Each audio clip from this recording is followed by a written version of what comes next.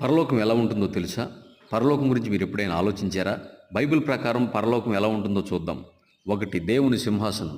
పరలోకంలోకి ప్రవేశించినప్పుడు మీరు ముందుగా దేవుని సింహాసనాన్ని చూస్తారు. ఇది వెలుగుతో నిండిన పరిశుద్ధమైన మహిమాధికారంతో కళకళలాడుతుంది.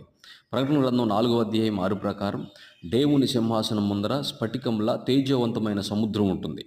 ఇది దేవుని పరిపూర్ణత, సార్వభౌమత్వాన్ని సూచిస్తుంది. 2, పరలోకంలోని ఆరాధన. పరలోకంలో అద్భుతమైన ఆరాధన ఉంటుంది.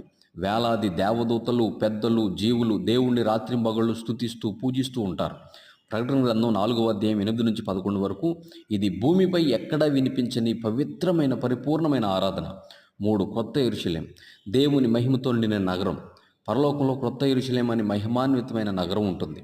బంగారు వీధులు, రత్నాలతో అలంకరించిన గోడలు. అక్కడ సూర్యుడు, చంద్రుడు అవసరం లేదు. దేవుని మహిమే దీపంగా ప్రకాశిస్తుంది. ప్రకటన గ్రంథం 21వ అధ్యాయం 23వ వచనం. పూర్తి శాంతితో నిండి శోకం, బాధ లేని స్థలం.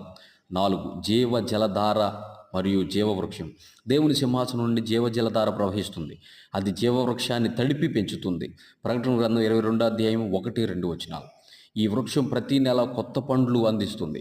దాని ఆకులు జనాలకు స్వస్థత కలిగిస్తాయి.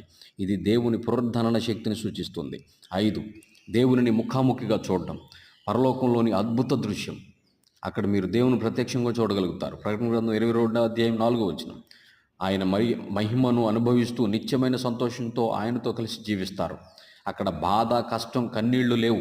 కేవలం దేవుని సమక్షంలో నిత్యానందం మాత్రమే ఉంటుంది. ప్రకటన గ్రంథం 21వ అధ్యాయం 4వ వచనం. మీరు పరలోకానికి సిద్ధమా? మీరు దేవునిపై నమ్మకం ఉంటే ఆమేన్ అని టైప్ చేయండి.